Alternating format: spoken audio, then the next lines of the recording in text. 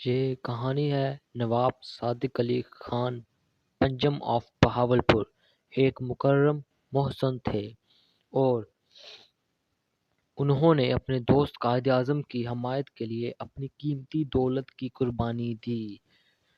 وہ پاکستان کے ایک سخی کے طور پر جانے جاتے ہیں۔ نواب صاحب اور رولز رائس کی کہانی سے پہلے ہم نواب صاحب کے کچھ عظیم کارناموں کے بارے میں آپ کو بتانا چاہیں گے، جس میں تعلیم کے میدان میں انہوں نے بہت پاکستان کو سراہا ہے۔ دہلی میڈیکل کالج جیسے تعلیمی اداروں کو دل کھول کر چندہ دیا۔ انہوں نے بہاولپور کے ثقافتی ورثے کے لیے بھی بڑے پیمانے پر خدمات سر انجام دی۔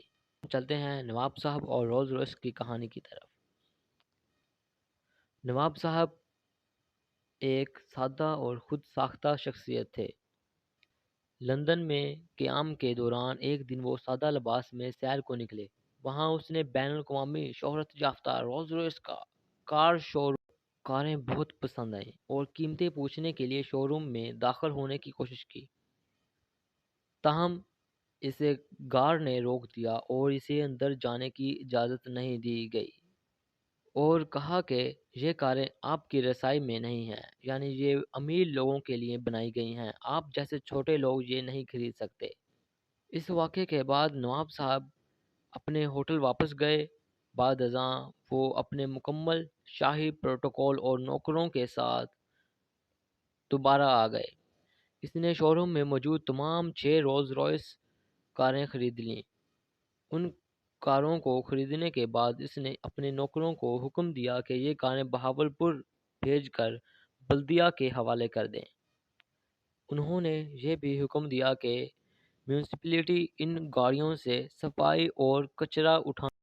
رولز رائس جیسی بڑی کار اب بہاولپور میں کچرا اٹھانے کے کام آتی ہے۔ جب رولز رائس نے بہاولپور میں کچرا اٹھانا شروع کیا تو یہ خبر جنگل کی آگ بن کر پوری دنیا میں پھیل گئی۔ اس کی وجہ سے پوری دنیا میں رولز رائس کی کاروں کی قیمتیں گرنے لگیں اور آٹو موبائل برانڈ کے امیج کو بھی بڑے پیمانے پر نقصان۔ کمپنی کے لیے حالات مزید خراب ہو گئے۔ نتیجن رولز رائس کے مالک نے بہاولپور پہنچ کر نواب صادق محمد خان پنجم سے معافی مانگی۔ انہوں نے انہیں تحریری معافی نامہ دیا اور کوڑا اٹھانے کے لیے رولز رائس استعمال نہ کرنے کی درخواست کی۔ نواب صاحب نے ان کی معذرت قبول کرتے ہوئے کوڑا اٹھانے کے کام کے لیے رولز رائس کاریں ہٹانے کا حکم دیا۔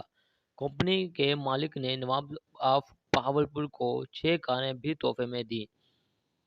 نواب صاحب نے ان 6 کاروں میں سے ایک پاکستان کے دورے پر آنے والے سعودی بادشاہ کو تحفے میں دی۔ یہ پہلی رولز رائس کار تھی جو سعودی عرب کی سڑکوں پر دوڑتی تھی۔